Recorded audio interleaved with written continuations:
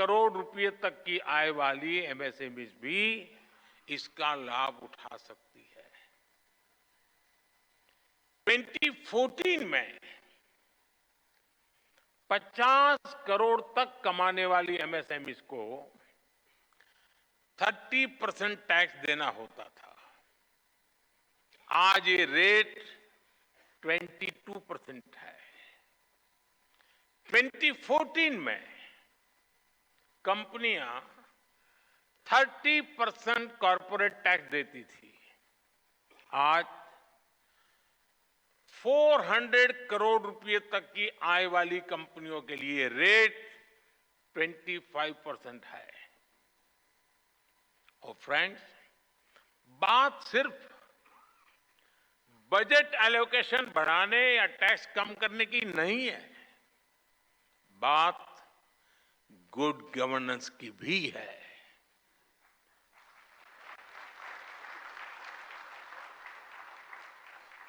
मैं आपको एक उदाहरण देता हूं। अब जैसे कोई कमजोर व्यक्ति होता है जिसका वजन कम हो, लेकिन उसके शरीर में किसी बीमारी के कारण सूजन आए और पहले की तुलना में जरा कपड़े छोटे होने लग जाए, लेकिन क्या उसको हम हेल्दी कहेंगे? क्या वो तंदुरुस्त है ऐसा मानेंगे? क्या वो देखने में भले ही बहुत स्वस्थ लगे, लेकिन हकीकत में तो वो कमजोर होता ही है। 2014 से पहले के बजट का भी ऐसा ही हाल था। तब बजट में बड़ी बड़ी घोषणाएं इसलिए की जाती थी कि दिखाया जा सके कि अर्थव्यवस्था की सेहत अच्छी है। लेकिन सच्चाई ये थी कि बजट में जो घोषणाएं होती थी वो भी जमीन पर पूरी तरह नहीं उतर पाती थी। ये लोग इंफ्रास्ट्रक्चर के लिए तय की गई राशि को भी पूरी तरह खर्च नहीं कर पाते थे। जब घोषित करते थे तो हेडलाइन लेते थे,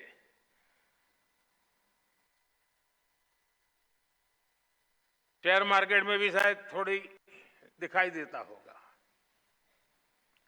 योजनाओं को तय समय पर पूरा करने पर भी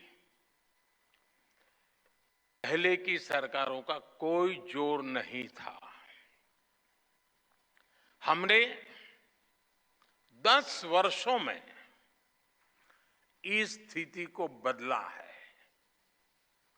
हमारी सरकार जिस स्पीड और स्केल इसके साथ इंफ्रास्ट्रक्चर का निर्माण कर रही है, आप सब उसके गवाह हैं। यह अभूतपूर्व है। साथियों, आज हम जिस दुनिया में रह रहे हैं वहां बहुत सारी अनिश्चितताओं से भरी हुई है, और ऐसी दुनिया में भारत जैसी ग्रोथ और स्टेबिलिटी होना एक्सेप्शन है। ऐसी अनिश्चितता के समय में भी भारत के फॉरेन एक्सचेंज रिजर्व्स में अच्छी खासी वृद्धि हुई है। आज जब सारे देश लो ग्रोथ या हाई इन्फ्लेशन से जूझ रहे हैं, उन परिस्थितियों में भारत हाई ग्रोथ और लो इन्फ्लेशन वाला इकलौता देश है।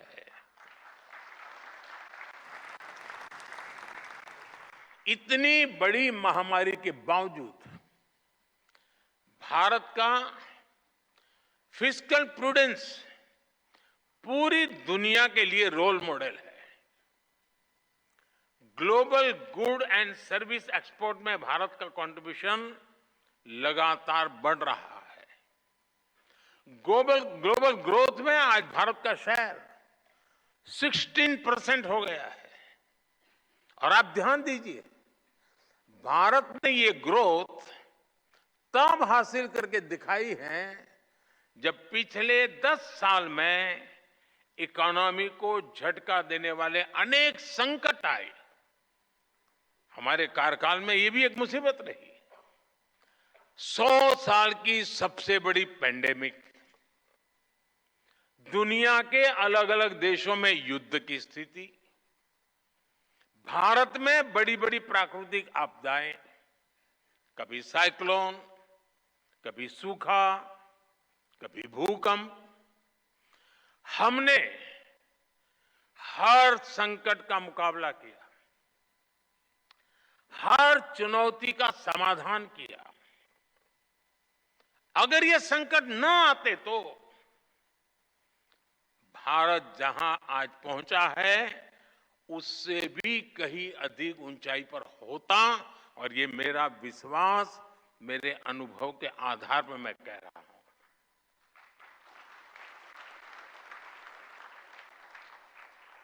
साथियों, आज देश विकसित भारत के संकल्प को लेकर चल रहा है। बीते 10 वर्षों में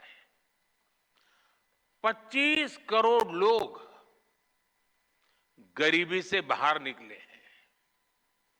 हम देश के नागरिकों की ईज ऑफ लिविंग पर फोकस कर रहे हैं। हम देश के नागरिकों की क्वालिटी ऑफ लाइफ पर फोकस कर रहे हैं। साथियों, इंडस्ट्री 4.0 को ध्यान में रखते हुए हमारा बहुत अधिक फोकस स्किल डेवलपमेंट और एम्प्लॉयमेंट पर हमने केंद्रित किया है। आज देश के युवाओं में एक मिजाज बना है कि अपने दम पर कुछ करके दिखाना है। इसमें मुद्रा योजना हो, स्टार्टअप इंडिया अभियान हो, स्टैंड अप इंडिया हो, युवाओं की बहुत मदद कर रही है। मुद्रा योजना से लगभग मदद लेकर के 8 करोड़ से ज्यादा साथियों ने पहली बार कोई बिजनेस शुरू किया है। देश में आज करीब 1,40,000 स्टार्टअप्स हैं और इनमें लाखों युवा काम कर रहे हैं, नए नए साहस कर रहे हैं।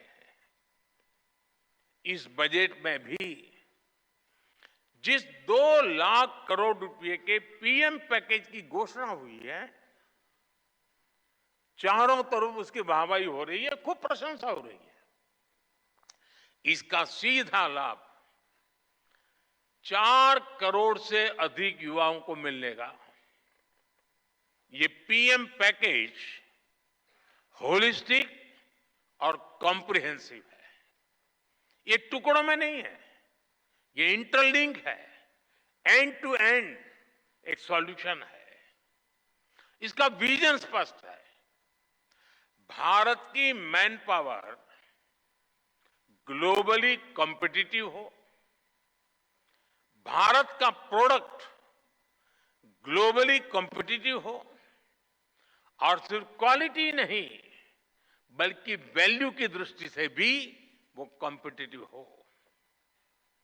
हमारे युवाओं की स्किल बढ़े, उनका एक्सपोजर बढ़े, उन्हें आसानी से रोजगार मिले, इसके लिए हम इंटर्नशिप स्कीम लेकर आए हैं।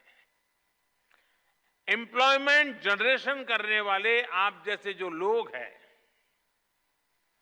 उनको लार्ज स्केल पर इंसेंटिव मिले, इसका भी हमने ध्यान रखा है।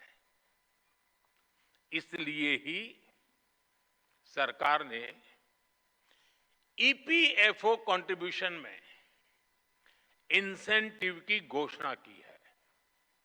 साथियों, हमारी सरकार का इंटेंट और कमिटमेंट एकदम साफ है।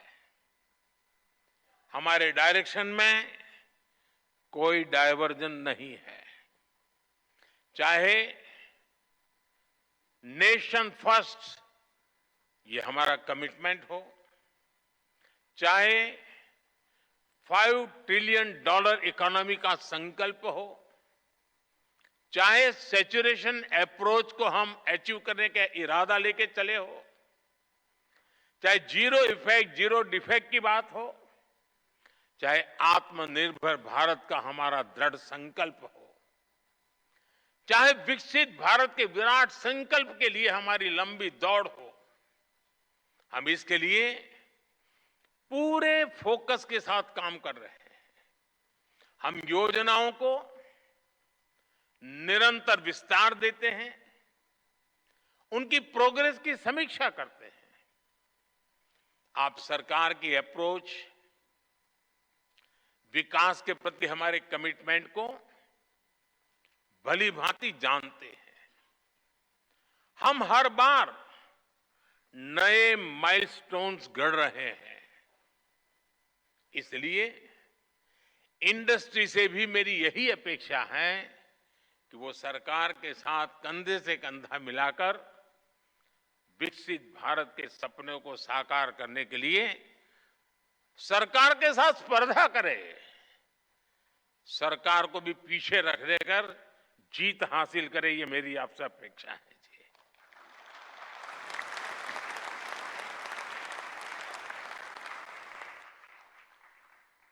पीएम पैकेज की घोषणाएं, ये हम दोनों, चाहे सरकार हो या इंडस्ट्री, ये हमारा साझा दायित्व के रूप में हमें तेज गति से आगे बढ़ाना है।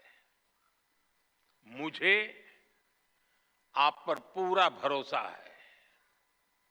साथियों, इस बार के बजट का एक और पहलू है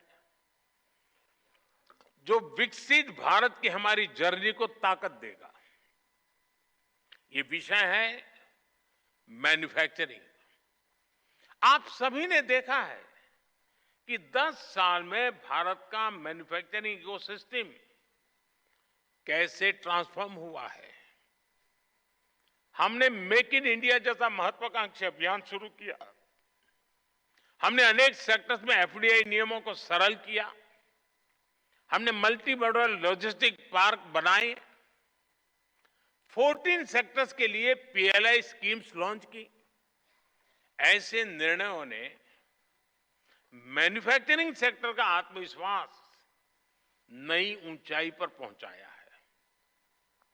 अब इस बजट में देश के 100 बड़े शहरों के पास investment ready plug and play industrial park बनाने की घोषणा हुई है।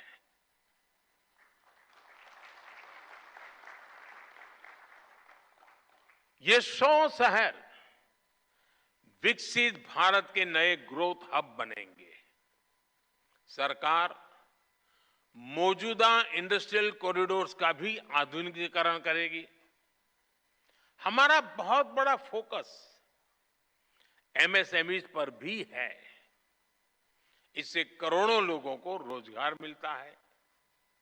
सरकार ने एमएसएमई को सुविधाएं देने के साथ ही उनकी चुनौतियों को एड्रेस किया है।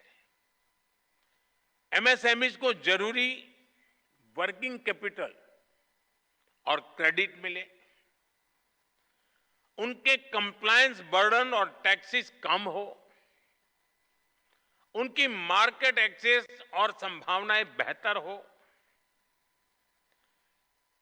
एमएसएमईज का फॉर्मलाइजेशन हो। इसके लिए 2014 से ही हमने लगातार काम किया है। इस बजट में भी एमएसएमई के लिए नई क्रेडिट गारंटी स्कीम लॉन्च की गई है। साथियों, जब बजट आता है तो उसके बाद अक्सर चर्चा कुछ प्रमुख बातों के इर्द गिर्द ही सिमट जाती है और ज्यादातर तत्कालीन चर्चा मीडिया ड्रिवन होती है और वो भी एजेंडा के तहत ड्रिवन होती है। जब शांत वातावरण होता है तब जाकर के स्थितियां की तरफ नजर गहराई से जाती है। कई बार संबंधित इंडस्ट्री या फिर एक्सपर्ट्स